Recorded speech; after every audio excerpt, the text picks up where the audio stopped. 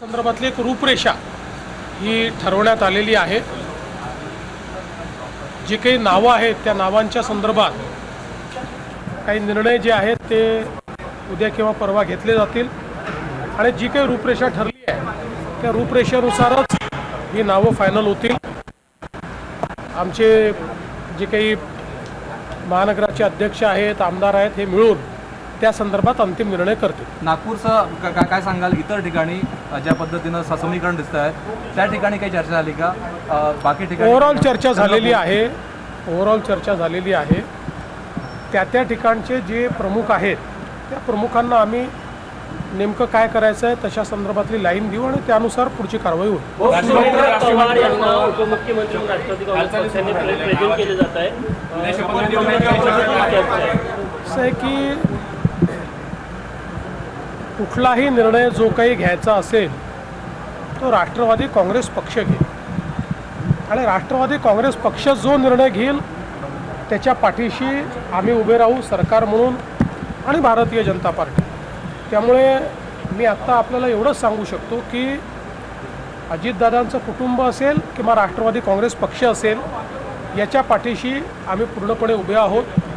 त्यांचे जे काही निर्णय होतील त्या निर्णयांना योग्य ते समर्थन आमच्याकडनं असेल। राष्ट्रवादी काँग्रेस पक्षाकडनं काही प्रस्ताव वगैरे आला का पक्षाकडनं? माझ्याशी 2 वेळा चर्चा करून ते गेले आहेत। त्या चर्चेमध्ये त्यांनी त्यांची काय कार्यपद्धती आहे, काय काय ऑप्शन्स आहेत या संदर्भात त्यांनी चर्चा केलेली आहे। मात्र अंतिम निर्णय जो काही असेल तो त्यांचा पक्ष घेईल। त्यामुळे त्या संदर्भात मी बोलणं हे योग्य होणार नाही।